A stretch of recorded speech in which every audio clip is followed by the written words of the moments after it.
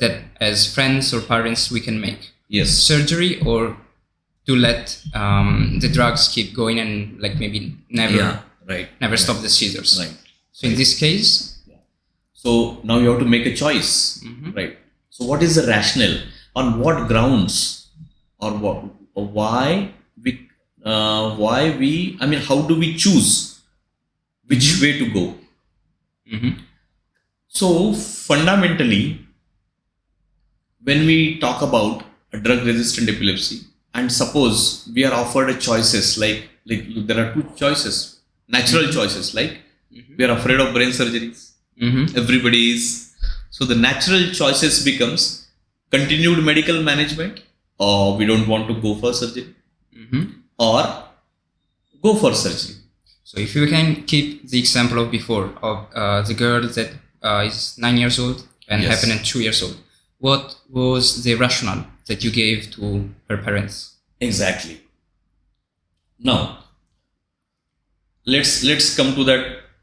I will say a comparison facts. So as we already discussed, it is a drug-resistant epilepsy. Means a complex epilepsy. Means there is a cause, and anti-epileptic drugs generally controls the seizures. So when you choose a medical treatment for a drug-resistant epilepsy, fundamentally you are yourself assuming that it is not going to be cured, and we are just trying to control it, right? And the chance of medicines controlling the drug-resistant epilepsy stands to the 5% or 5 or 10%. Okay, so 5-10% that the drugs help. Yeah, they can still control because there is nothing like a 0 in medical science and 100 in medical science. So we give that advantage. Okay, 5 to 8% of the patient are reasonably well controlled on medicine. I would. Reasonably well controlled, right? But that is again the word controlled. Yeah, not free of it. Not free of it. You can still have it anytime, right? Now coming to the surgery has a standard 80% chance. 8 out of 10 people can be free of epilepsy. Right. That's a reasonable outcome, right? Yeah, it is. In a drug-resistant epilepsy where medicine stands only 5% chance. So that is the first thing, a seizure control. Because entire philosophy is different. Here we are trying to address the cause, and here you are neglecting the cause and saying we will only control it. That's the fundamental difference between a medical treatment and a surgical treatment. One must understand it. Now we come to the second part. So when we have chosen the medical path, to choose the surgery, a person also like parents and friends has to know the 20%. What are the risks associated? We'll come to that later. Yes. All right. So that is covered in a separate thing called failures. But if we want to cover it right away, if you can. I think you get the whole picture of choosing between surgery and drugs. Those 20% patient will fail. Out of those 20%, 5% patient may get a partial benefit. 5% may get partially better. But let us assume that they failed. Let us assume that they continue to have epilepsy. But then, unfortunately, the resolution of or the success rate of surgeon with the present investigations and present in medical advancement is only up to 80%. So I normally say it in a different manner. I say to cure the 8 patients out of 10, I have to operate 10 patients. Okay. Right? So those 2 fail, I can't do anything for that. I work for those 8 patients who can be cured. Rest 2 remains the same. So even if you choose the medical path, all 10 will remain the same. So do they get worse? No. Okay. So that's essentially, that's why I said I will come to the safety part later. Safety part, because your question is related to more of a safety part. See, if we do not do them harm, We just took out the part, they went into a failure, means they continued to have seizures. So even if they wouldn't have chosen surgery, they would have remained the same. Okay. So even after surgery, they are more or less same. They did not get better. They do not go back. Okay. Because the part that you operate is the non-functional one. All right. And we precisely know beforehand that what is the possibility of predictable deficits. Okay. So for the patient, the girl, how was the probability of like the 1% chance of any major deficits? All right, 1%. Yeah. Okay. So that is it. So the idea is here, we're talking about 80% seizure freedom versus 5% seizure freedom. So surgery stands a very high. I mean, it beat by all margins. Yeah. Right. Because the fundamentally we are trying to address the cause. Here, fundamentally, philosophically, it is we are saying that we are just controlling it. We are not treating it. We are trying to control it. Now let us come to the second part of rationale.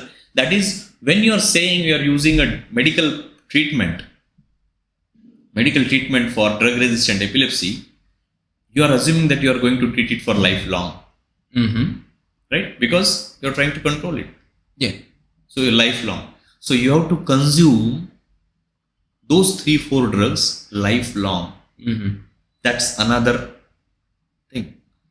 While in surgery, for those 8 people who are seizure free, all of them will undergo drug reduction.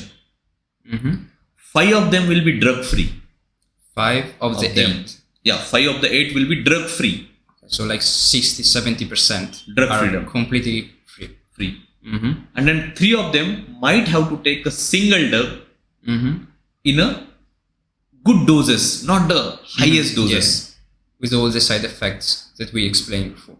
Way less. Right? Way less. So the idea here is, here the possibility of complete cure exists in surgery. Complete cure exists. Here there is no such possibility. In medical treatment, there is no such possibility. Coming to the third thing, anti-epileptic side effect profile. Anti-epileptic side effects. The medicine side effects. All right. So here in this, you have a lot of anti-epileptic side effects. Over a period of time, first side, just right now we enumerated first 6 of them. Brain, then blood and bone, then liver, kidney and other systemic organs. So more years you go, the side effect profile will go. They will worsen exponentially.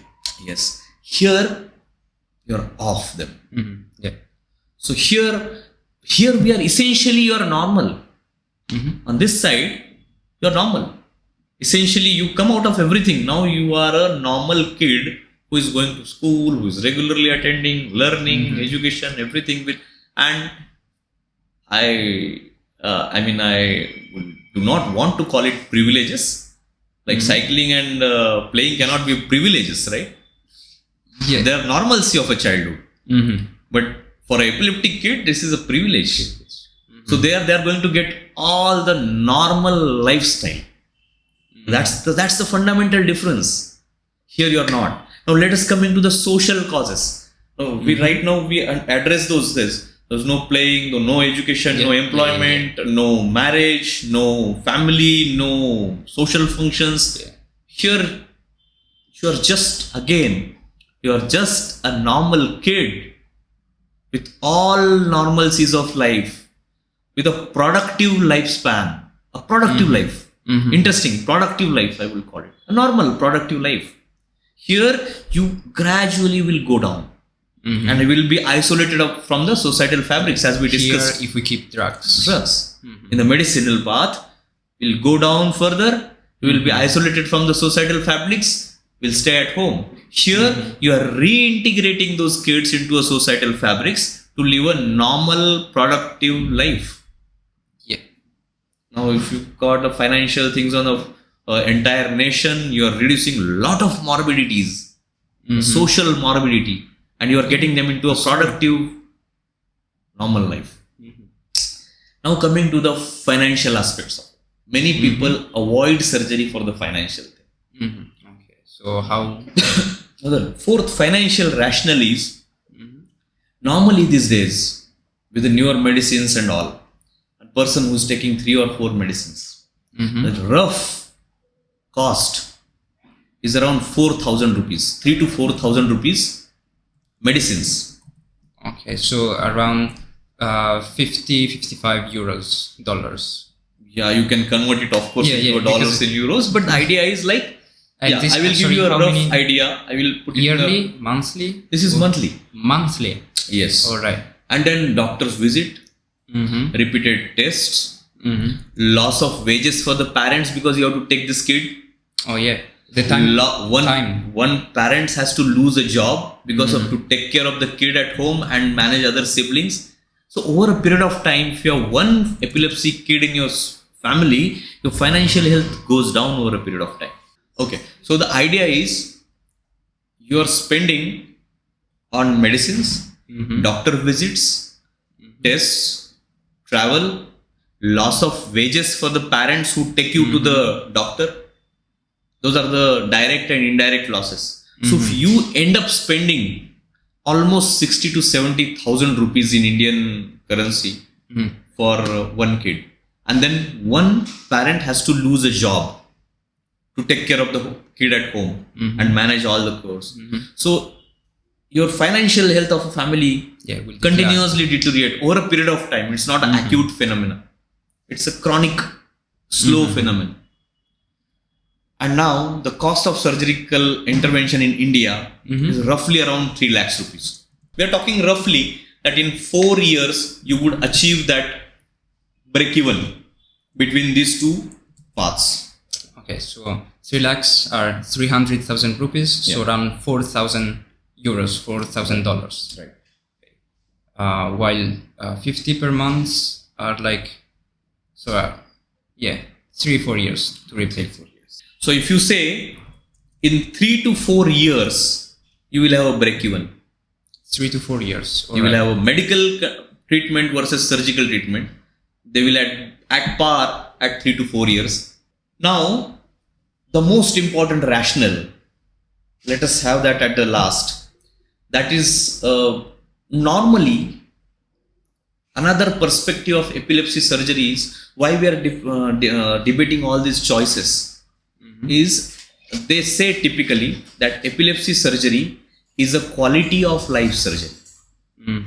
It is not a life-saving surgery. It is a quality of life surgery. That's what they call it in debates. Now, I would beg to differ on this. Although we make all these choices here based on the quality of life, normally it's a published literature. It's a published literature. That if a patient who continues to have a drug-resistant epilepsy, continues to have everyday seizures, or are on 3 to 4 anti-epileptic medicine, stands a chance of 1% life risk every year. 1% life risk every year of death. Yeah, life risk is death. Risk of death every year. And that is a cumulative chance. It's every year. Right. Because it is described in person years lost. Statistical term. Okay.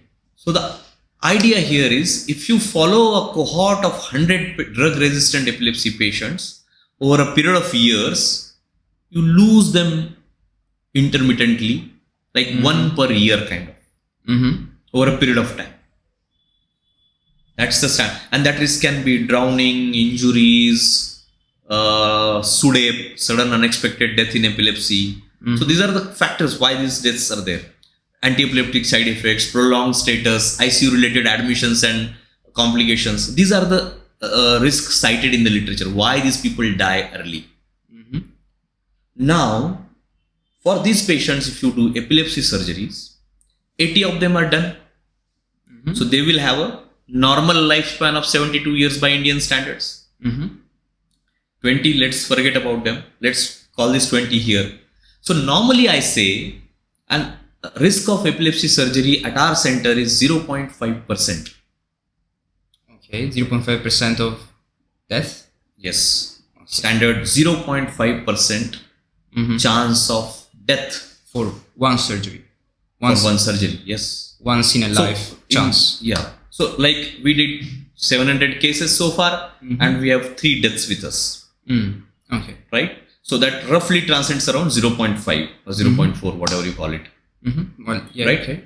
So the idea here is the chance of epilepsy surgical life risk is 0.5%. And here in the medical treatment, it is 1% cumulative. Okay, okay. So If surgical stand 1%, one time 0.5%. Right? yeah, so if those 700 people didn't come here, statistically 7 would have died Yes. every year. Yes. We have at least 5 deaths which registered with us while they are following up with us and With the waiting. drugs. Yeah, oh, with for waiting. Okay. I mean, they didn't come for evaluation. We advised them, they didn't come, then we inquired, they said they are no more. Oh. So we keep seeing these things. This is not something that I am telling. So the idea is here, epilepsy surgical chance is one time versus the cumulative risk of medical treatment over years. Yeah. So normally I say that surgery has a survival advantage over continued medical treatment for drug resistant epilepsy cases on multiple drugs and continue to have seizures. That's where the regular scenario is. Right? So yeah. So they have a surgery has a survival advantage. Another perspective about epilepsy surgeries, why we have to debate so much? Because for a tumor, there would not be much of a debate. Yeah. Because there is a tumor, you have to operate. Because otherwise you will die in a coming years, maybe, if not months. Yeah. Probably because it's such a short time that people can realize. Exactly. It is subject to the human realization because over a period of 20 years, nobody will realize or nobody will actually calculate those rates. Here, so that's why tumor surgery is a kind of must. Nobody even question why. Epilepsy surgery also, surgery has a survival advantage over medical treatment in drug resistant. This fact has to be again pushed into the pushed to the people so that they realize that yes, it is not only a quality of life surgery, it is a survival advantage surgery. So that's the most important fact. Now let us come to the complication profile. What whenever people ask me, okay, life risk, forget about life risk, what is the chance that he develops some neurological deficit because you are taking out the area of a brain?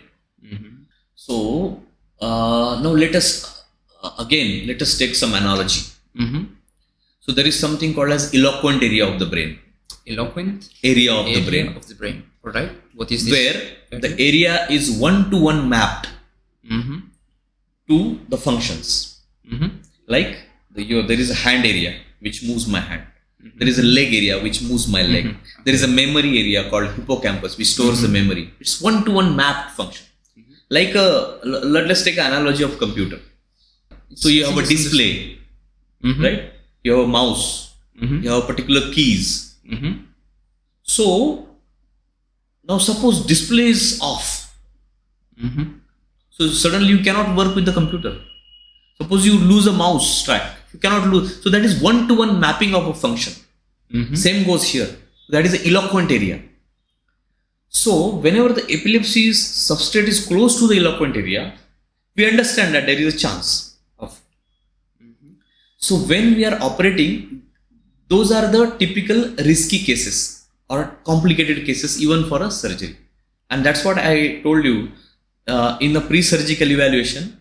We understand that feasibility of surgery or possibility of losing those functions. And that is when we compare this medical versus rational in the quality of life.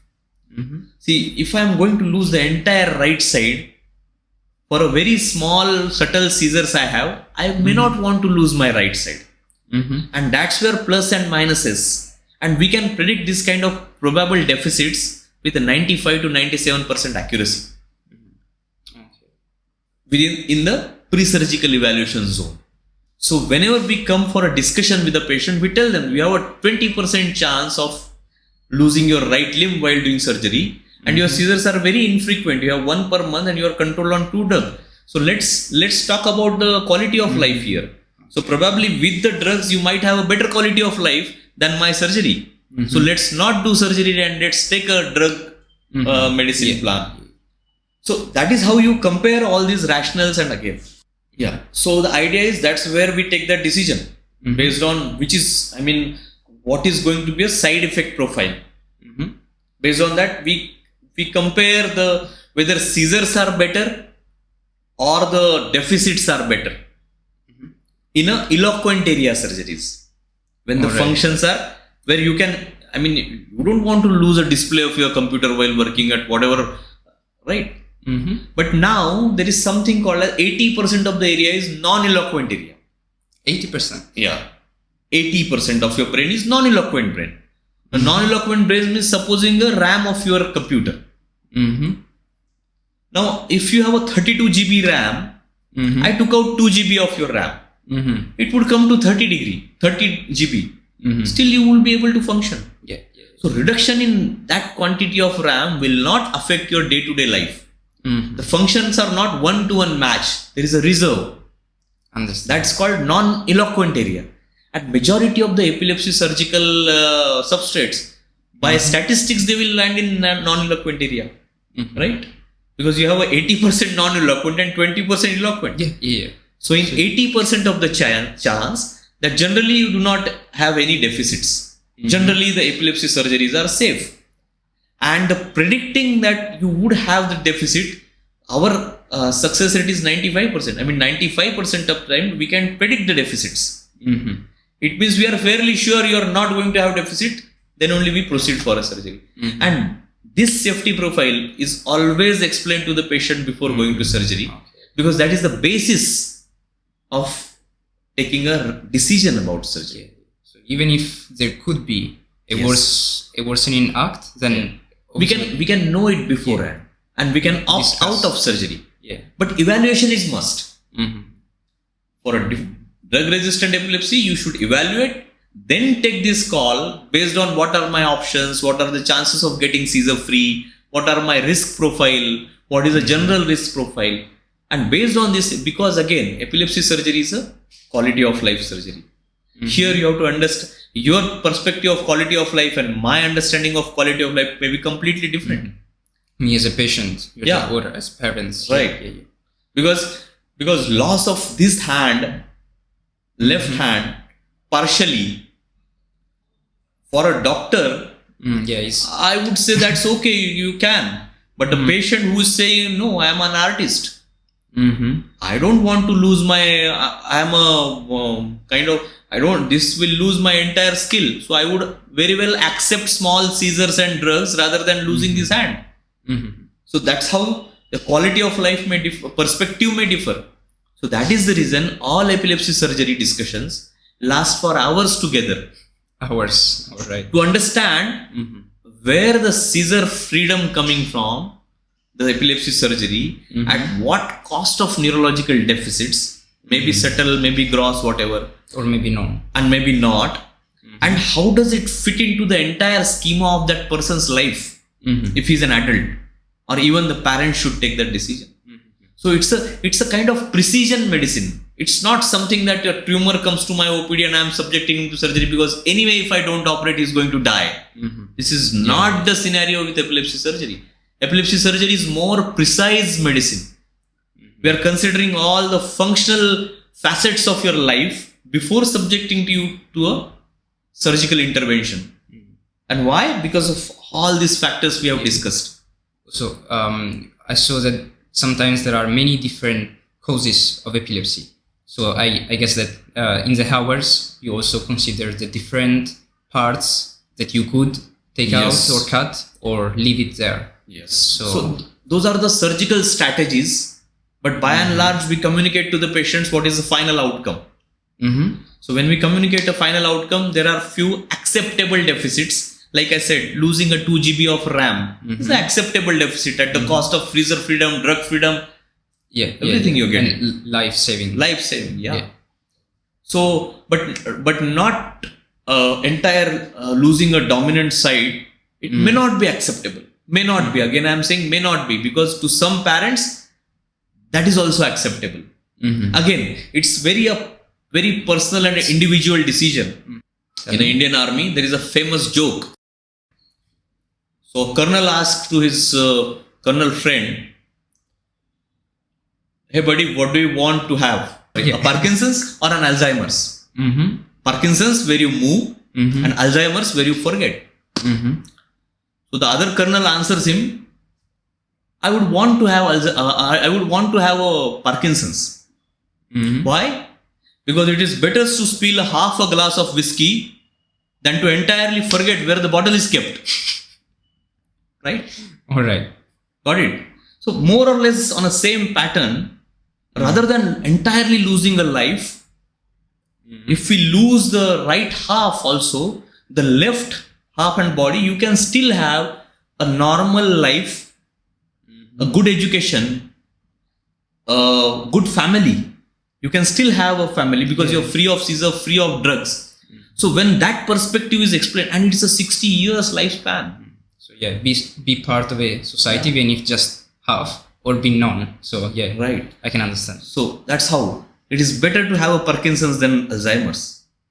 I mean, that's the colonel's choice. I'm not implying it on anybody. It's personal choice, but it's rational. If you just debate a rationality, me being a rational, I would choose that choice because I want to be productive. I don't want to be sitting there moving my both the arms with no idea where to move them.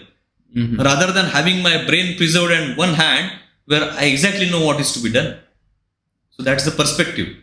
So these are the day-to-day cases, day-to-day challenges, day-to-day questions that we face from the parents, and that's how we explain with the analogies mostly. So that is how it is. All right. So I think we can stop here. We can finish this here. Yes. Yeah. Could I educate you? Yeah, sure. You are better informed now. After this interview, are you better informed? Yes, I'm much better informed. Correct. The purpose is solved. Yeah. Okay. Chalo. Good. Thanks a lot.